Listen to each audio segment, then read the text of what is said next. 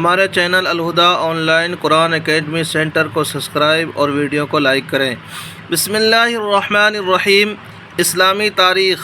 حضرت لقمان حکیم۔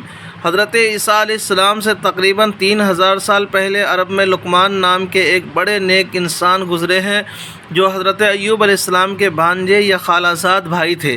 آپ افریقی نسل تھے اور سوڈان کے نوبی خاندان سے تعلق رکھتے تھے اور عرب میں ایک غلام کی حیثیت سے آئے تھے، مگر آپ نہایت نیک، عابد اور زاہد، عقلمند اور صاحب حکمت انسان تھے۔ آپ کی حکیمانہ باتیں صحیفہ لقمان کے نام سے عربوں میں مشہور تھیں۔ آپ کی حکیمانہ باتوں کا ذکر قرآن میں سورہ لقمان میں بھی موجود ہے۔ آپ اپنے بیٹے کو زندگی کے آخر میں نصیحت کرتے ہوئے فرماتے ہیں، بیٹا، اللہ تعالیٰ کے ساتھ کسی کو شریک نہ کرنا، بلا شبہ شرک بہت بڑا گناہ ہے۔ بیٹا، نماز پڑھا کرو اور نیک کام کا حکم کیا کرو اور بری باتوں سے منع کیا کرو، اور جو مصیبت تم پر آئے اس پر صبر کرو، بے شک یہ ہمت کے کام ہے، اور زمین پر اکڑ کر نہ چلو، اللہ تعالیٰ اکڑ کر فخریہ چال چلنے کو پسند نہیں کرتے۔ حضور صلی اللہ علیہ وسلم کا معجزہ۔ عرب کے راستوں کے متعلق پیش گوئی۔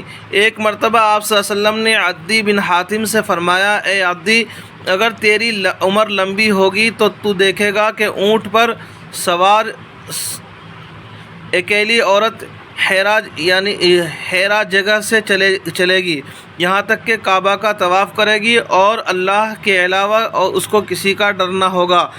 چنانچہ حضرت عدی رضی اللہ عنہ فرماتے ہیں کہ میں نے وہ زمانہ اپنی آنکھوں سے دیکھا کہ ایک عورت حیرا سے اکیلی اونٹ پر سوار ہو کر آئی اور کعبہ کا طواف بھی کیا، اس کو اللہ کے علاوہ کسی کا ڈر نہ تھا۔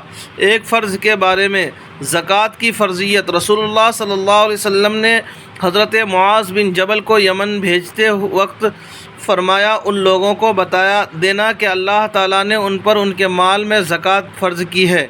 فائدہ: اگر کسی کے پاس نصاب کے برابر مال ہو تو اس میں سے زیادہ ادا کرنا فرض ہے۔ ایک سنت کے بارے میں قبر میں مٹی ڈالتے وقت کی دعا۔ جب رسول اللہ صلی اللہ علیہ وسلم نے حضرت ام کلثوم رضی اللہ عنہا کو قبر میں رکھا تو پڑھا، منہا خلقناکم وفیہا نعیدکم ومنہا نخرجکم تارۃ اخری۔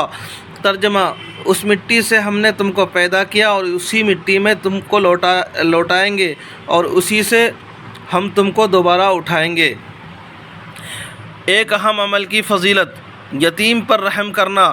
رسول اللہ صلی اللہ علیہ وسلم نے فرمایا، قسم ہے اس ذات کی جس نے مجھ کو سچا دین دے کر بھیجا ہے، اللہ تعالیٰ قیامت کے دن اس شخص کو عذاب نہ دے گا جس نے یتیم پر رحم کیا اور اس سے نرمی کے ساتھ بات کی اور اس کی یتیمی اور بیچارگی پر ترس کھایا۔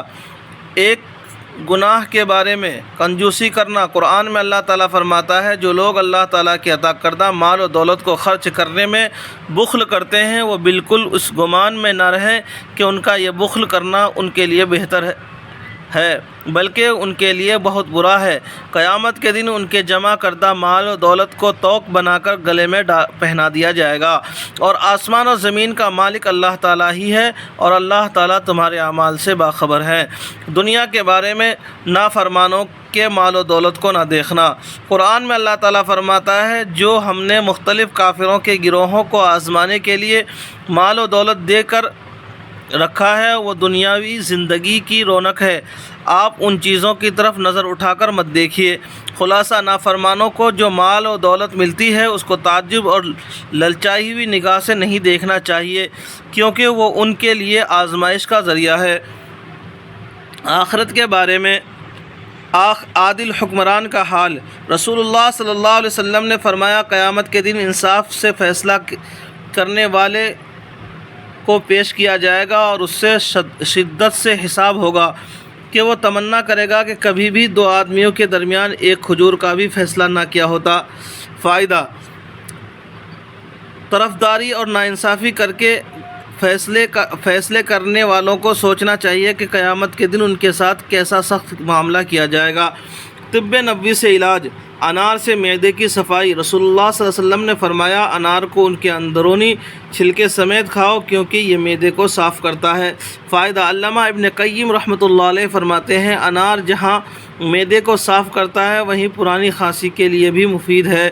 علیہ وسلم کی نصیحت، رسول اللہ صلی اللہ علیہ وسلم نے فرمایا جب تم کسی گھر میں داخل ہو تو گھر والوں کو سلام کرو اور جب تم گھر سے نکلو تو تب بھی سلام کر کے گھر سے نکلو۔ اللہ تبارک و تعالیٰ عمل کرنے کی توفیق نصیب فرمائے۔ چینل کو سبسکرائب اور ویڈیو کو لائک کریں۔